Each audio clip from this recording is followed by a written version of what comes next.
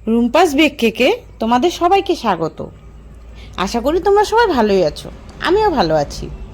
চলে আসলাম তোমাদের সামনে আর একটা কেক নিয়ে। যারা নতুন কাজ করছো তারা এভাবে কেকের মধ্যে ক্রিমটা দিয়ে কভার করে নিতে পারো, তাহলে খুব সহজেই কেকে ক্রিম লাগানো হয়ে যাবে। এতে করে কেকটাও দেখতেও ভালো লাগবে। এখন আমি কেকের উপরে ক্রিমটা ভালো করে নাইফ দিয়ে কভার করে দিচ্ছি।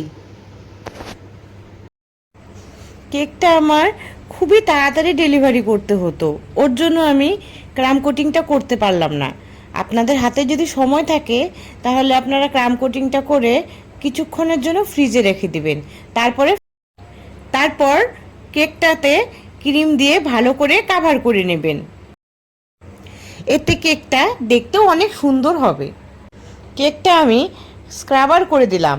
এবার জিগজ্যাগ দিয়ে একটা ডিজাইন নিয়ে আসব। এই জিগজ্যাগ দিয়ে করলে কেকটা দেখতে কিন্তু খুবই সুন্দর লাগে। এবার আমি কেকে ডিজাইন বসাবো।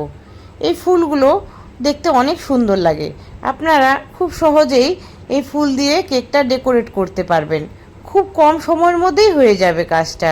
আমার একটু তাড়াতাড়ি ডেলিভারি দিতে হবে দেখে আমি এই ফুল দিয়ে কেকটাকে ডেকোরেট করে দিলাম।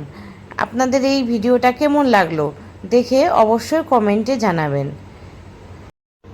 এবার আমি কেকটাতে অল্প করে স্প্রিঙ্কেল দিয়ে দিব, তাতে করে কেকটা দেখতে অনেক সুন্দর লাগবে। আমি খুব হালকা হাতেই একটু মুখার মধ্যে নিয়ে কেকটা স্প্রিঙ্কেল করে দিচ্ছি। কেকটার ফাইনাল লুকটা দেখুন।